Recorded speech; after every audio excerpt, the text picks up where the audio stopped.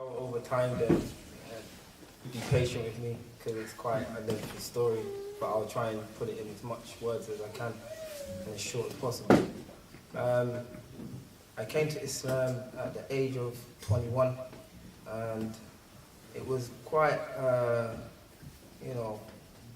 very emotional and spiritual journey, I'd say.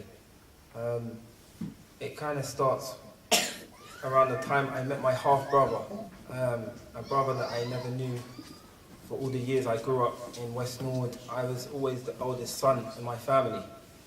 My mum was a lady that was very, loving to her children, and she grew us more than my father. Even though he was around, he's a very lovely man, but he didn't grow us. My mother's more like, the person who we used to, get a lot of our learning from. She used to sit down and, give us all her time and teach me when I was a young boy.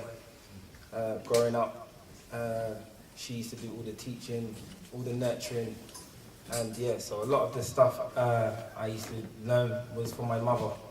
So I was the eldest boy, the most responsible son my mum had in our family.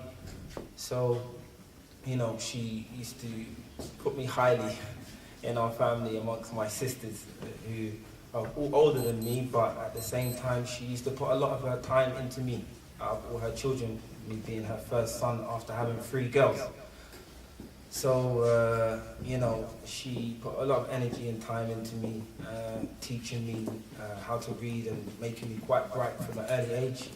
So one of the things I used to like doing when I was younger was reading. It was something that I was, my mum used to call me a bookworm when I was a small child. As I grew older, I got into football, and I used to love playing football, and football was one of my passions, and I used to love it dearly. As I got to about the age of 18, like I said, I met my half-brother, which I knew about all the years growing up. I knew I had a brother somewhere.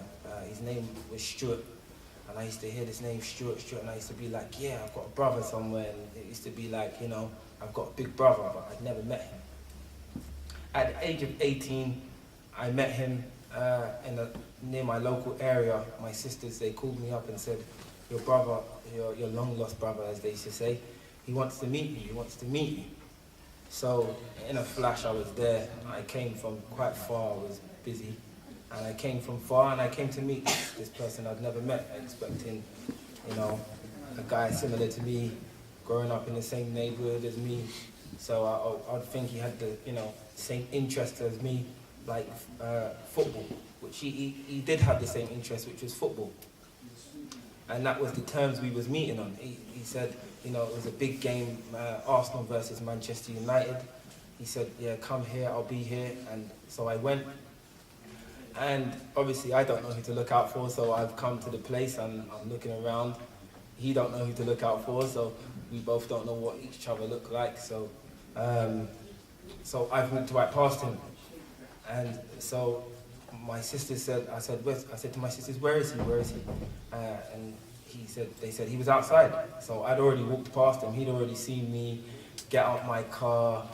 Them days I was quite, as you say, fashion guru. I was quite one of them kids that liked to, when I got to the age of 18, I liked fashion. I used to wear the latest trainers and clothes, and I still have a thing for it now, but then it was worse.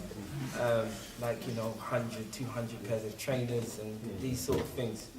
So he's seen me get out of my car and walk right past him. So he was thinking, okay, look at this guy. He told me later on what was his impressions when he first met me. He just thought, look at this sweet boy, showing off basically.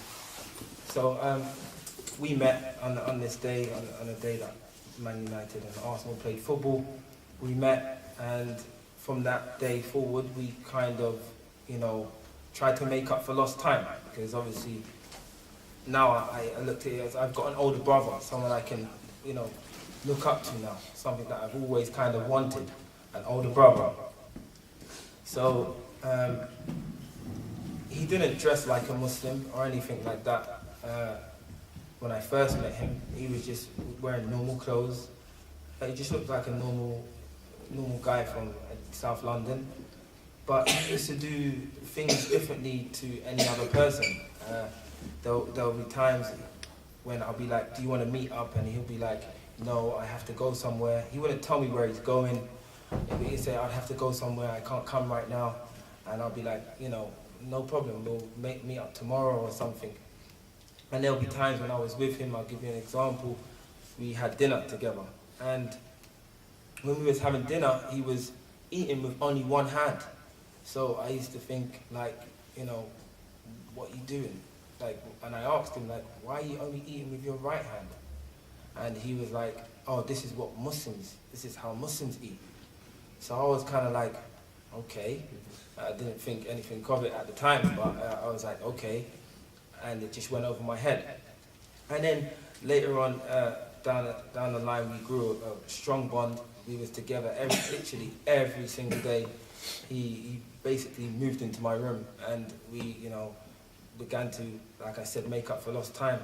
And then there'll be days we'll be in my room, and he would be praying, and I used to just be thinking, like, what's he doing?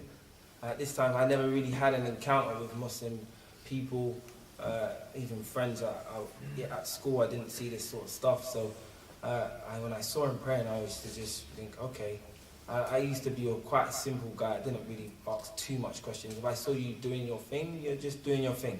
That's how my mum grew me up, just to not really judge people upon anything. If you see someone doing something strange, then maybe if you're inquisitive, then ask them. So I used to ask him, what are you doing? Why are you praying? He said, okay, this is what Muslims do. So this is and that. Like, he used to give me simple answers. This is what Muslims do. Again, I thought nothing of it. Didn't ask too much questions about it. And then eventually, as time went on, it got to a stage I asked my brother, like, where's your mum? I wanna meet your mum. So at the time, his mum used to live in Luton, and he used to live in London because he moved out of home at a young age, like 16 years old. So he was like, oh, my mum lives in Luton. And he said to me at a point, oh, me and my mum were having issues, and we're not really talking. So I was kind of like, that was kind of where I drew the line there. I was like, you're not talking to your mum? How can you not talk to your mum? This is, a mother to me was something that was, quite highly to me. Like, my mum, I could never see myself not speaking to my mum. So I was kind of like, I just one day turned around and said to him, let's go and see your mum. I know you're not talking, but let's just go anyway. So he was kind of adamant, saying, no, I don't want to go. I said, I'll drive, let's go. So we went to Luton. I'd never really been to Luton before, but I went to Luton. We drove to Luton to meet his mother. And when we got to Luton, this is where the story really kind of gets interesting, because this is the time I first encountered a large Muslim family. And when I first went into the house, I saw loads of children, and I saw my brother's mum. She does catering, and I saw her making like 2,000 cakes. So I was kind of went into it wasn't the best time to go around and visit, but she was, when she met me, she embraced me like I was her son. I was thinking, hold on a sec, I don't really even know you, but she knew who I was. So she was making loads of cakes and working really hard, and that kind of took me by surprise, because it just made me think, to my brother, how can you not speak to your mum? And look at what mothers do. They their work rate is amazing. So I met his mother, and I met all his brothers, all his siblings. He had like 4 brothers and 1 sister. So there was a lot of kids, and they were quite young then. And so when I went round to the house, I began to introduce myself to the younger kids. And this is when the kids, they were quite very intellectual children. And as we call it in Islam, they began to give me dawah, but I didn't know what dawah was then. So we'll be playing PlayStation, and this little, the dawah is like, if you don't know what dawah is, dawah is like calling. They used to tell me about the religion, but in a very wise way, with a lot of wisdom. So they would, these small young kids, one of them was about 7, 8 years old at the time. And he's asked me, we're playing computer, so we're in an element of social, bonding, or as you call it. And he's asked me, this little kid, he said to me, do you pray? So I'm thinking, okay, who's this little kid asking me, do I pray? What do you mean, do I pray? I didn't understand, but I understand, like, from the concept of what I used to see my brother do. So I was like, yeah, I pray sometimes, I said to him, and he's like, but how do you pray? So he was inquisitive of how I pray, so I just said to him, if I feel like I'm in need of something, I just, ask God. So he's like, and he's asked me, who is your God? So I was kind of like stuck, I was kind of like, how do I answer him the question? I didn't really follow Christianity at home. I wouldn't call myself my house a place which was fundamentally based around religion. It was more of a house that was built upon just knowing yourself, knowing how to be good to people, spirituality. My mum's quite a, down-to-earth lady. She likes to do a lot of research about the origin of, I don't know, how do you say that? Yeah, she's like a Pan-Africanist. So she likes to know a lot about Africa and the origin of mankind and stuff like this. So that's the sort of household we grew up in. Even though when I was young, we did go to church when we was very little, when my mum was quite a young lady, but she grew out of that and we stopped going at a young age. But so he was questioning me about Islam and about religion, and I was stuck, who's your God? And I kind of didn't know how to reply. So he started saying who his God was and who the messenger was, and he began to teach me about Islam.